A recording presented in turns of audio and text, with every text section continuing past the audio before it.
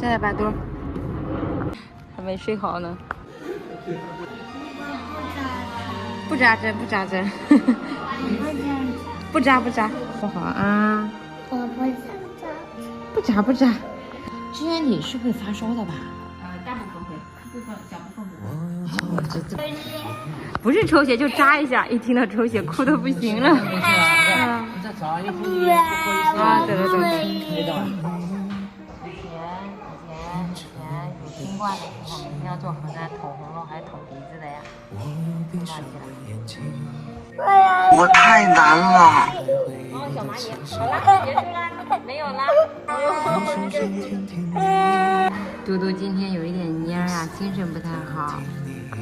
我们已经抽好血了，现在等结果。刚刚本来想让医生说能不能拍个片子，医生听了一下说轻的还好，没必要拍片子，直接就抽个血。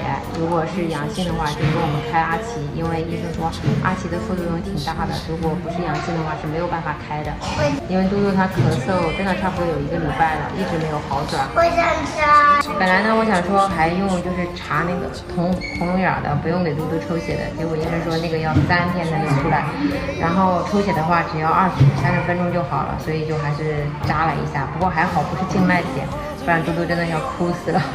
嘟嘟的报告还没有出来，其实我本来不打算带嘟嘟来医院的，但是他爸爸呢就听到他那个痰液很重，就跟我说还是赶紧带去医院看一下吧，万一是支原体怕耽误了，如果是的话那就吃药，然后跟老师连请假，不然老师半途请假不太好，所以就还是来医院再看一下。不过今天我们来的是社区医院，基本上没有人。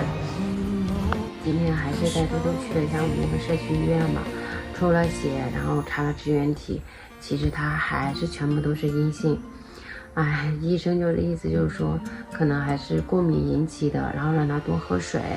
顺便呢，就是如果说咳嗽的还是很厉害的话，就要来医院去做雾化了。因为嘟嘟他咳嗽大概有1个礼拜了嘛，就是医生跟我说，支原体的潜伏期有1到2个礼拜，然后他现在1个礼拜查出来都没有的话，就是基本上应该不太会，但是呢，他也说的不是特别的确定，反正就是还是要看情况，如果有发烧的情况，就是立马就去医院。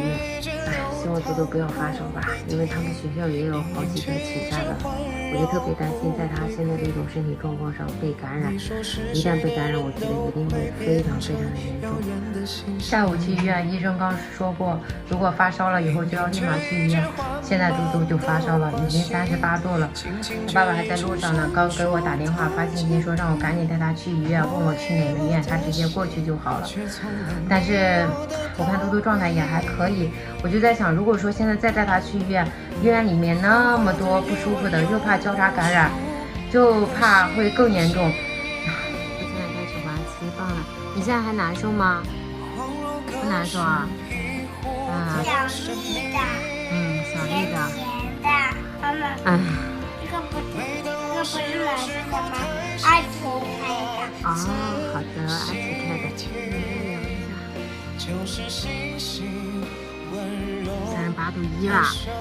哎呀，还是去医院吧。你真的不难受吗？已经38度1了，是不是？因为看嘟嘟的状态也还可以，他自己呢也很敢去医院，我们也怕去医院以后，交叉感染会导致更严重，所以呢今天就先不去医院了。他现在也已经睡了，我们晚上反正就稍微多注意点，隔个3-4个小时给他量一下体温，希望后半夜能把烧给退了。明天如果还是发烧，到时候再带他去医院吧。能不去我还是不太想去，因为毕竟刚查了支原体和血常规都是好的，也不想再折腾了。哎，实在是没想到突然间就开始发烧了。